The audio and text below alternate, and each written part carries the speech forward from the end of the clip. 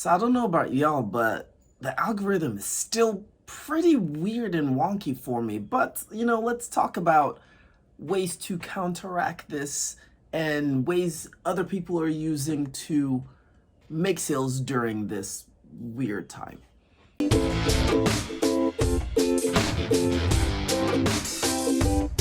Hey guys, Han here from Where the Helicopter Bear Meets Papa Bear.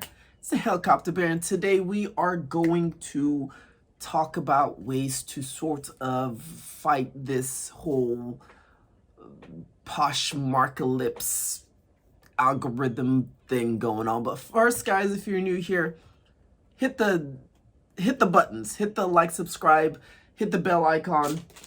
Right now running this really cool contest that for any new subscribers I get, once I get to 500, I'm going to give away these. These are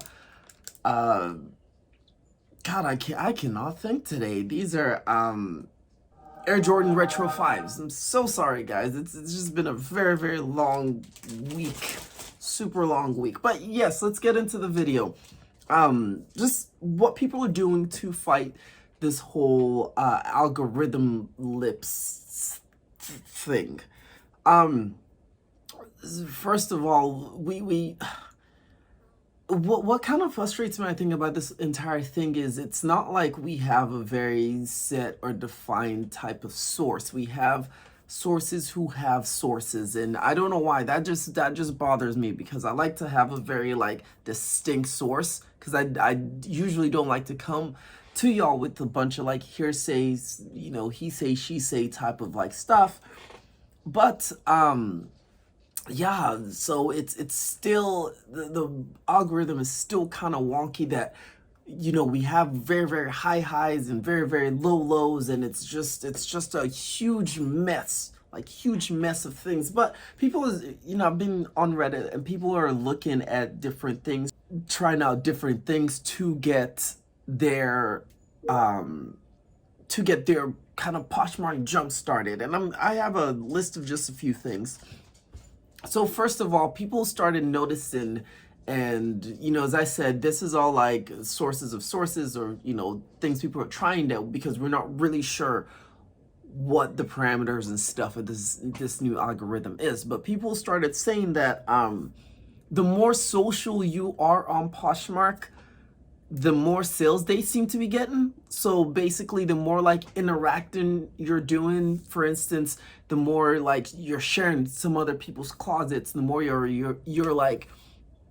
buying things on Poshmark, the more you're liking things, all that stuff. Some people are saying that they haven't had sales for a long time, then all of a sudden they started doing this, and they started getting sales again, which God, that just kind of, I'm not gonna lie, guys, I am one of those people who, it's rare for me to share other people's closets. It's rare for me to share and do all of this, because everything I do on the back end is with a bot.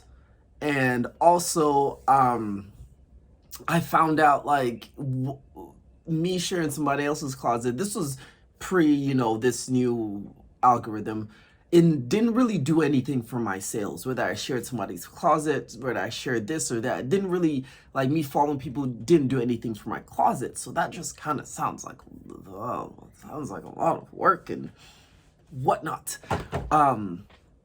But so that's one thing. Another thing people are doing is, sorry, I have my note card here because I don't remember things.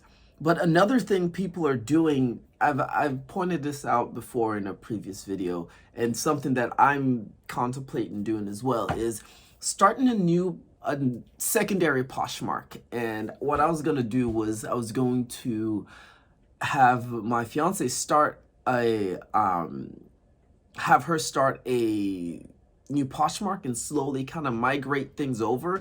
And this new Poshmark will more or less be a kind of testing things out type of thing.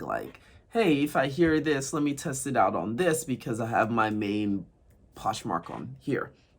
So starting a new Poshmark, the only drawback to that is you have to be very organized, because say for instance you have duplicate things on both Poshmark's what happens if you sell one and you forget to take it off of here, then you don't want to go down that rabbit hole of having to tell a customer that, hey, sorry, I don't have this anymore.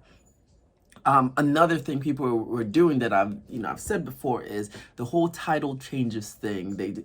A lot of people have started to simplify their titles, and at first I was like, I don't want to do that because I don't want to mess up my current, Poshmark, because I've worked really hard for about a year. I've worked to get my Poshmark to where I really want it to be, like not algorithm wise, but like inventory wise and a system wise. I already built that system, and I think that's what's frustrating about this new algorithm is, for a lot of us who've built these systems, it's kind of like taking your system and just like, let's just throw it out, So yes, but the title changes. If I do that, I'll probably do that on the secondary Poshmark that I will start. And of course, guys, if I do that, I'm going to for sure share my findings with you on like what has worked for me, what hasn't worked for me.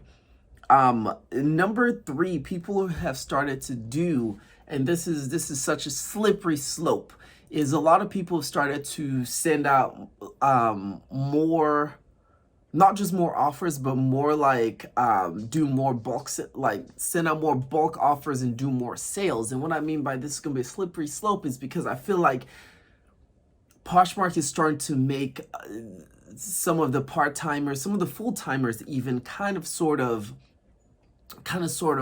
desperate, because sales have been coming in at either like a really huge rate, just like few sales a day, and then all of a sudden for like a few days you get nothing. So that started to make a lot of resellers just like do a bunch of like back to back sales, which also kind of to me of course, guys, this just devalues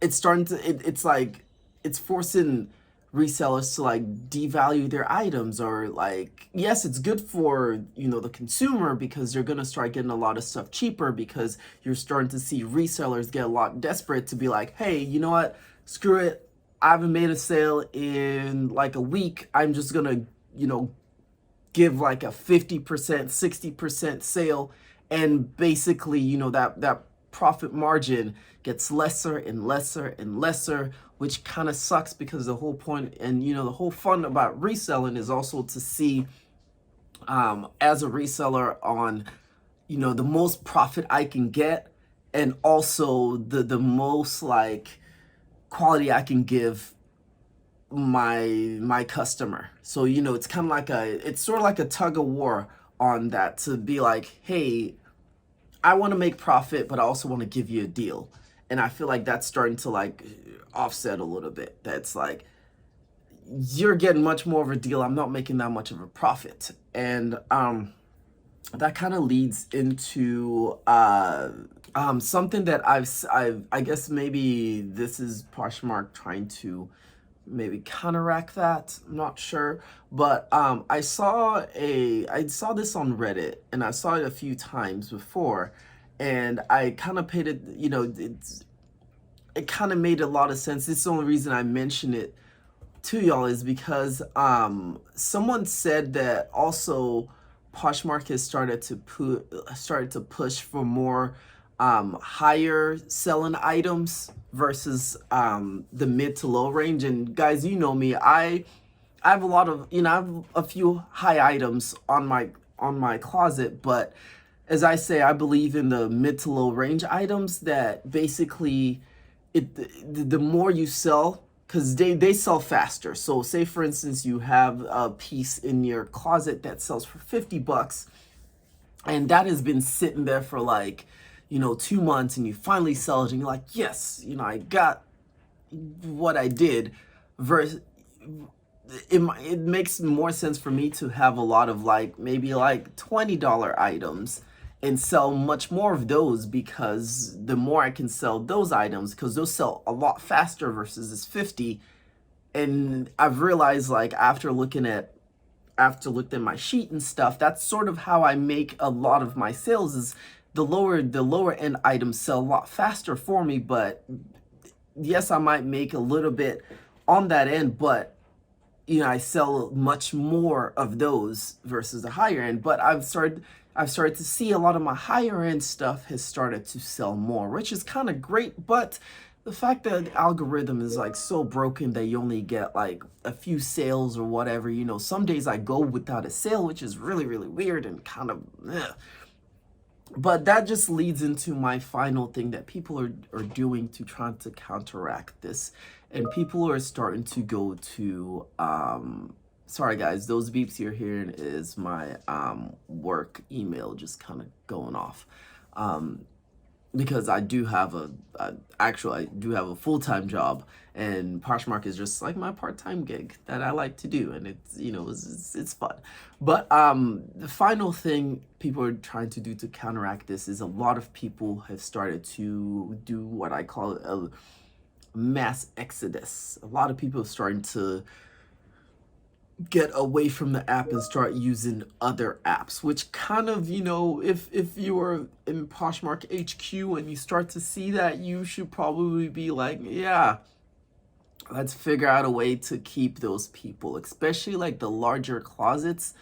If you start seeing your larger closets migrate more to your competitors, that's not really good.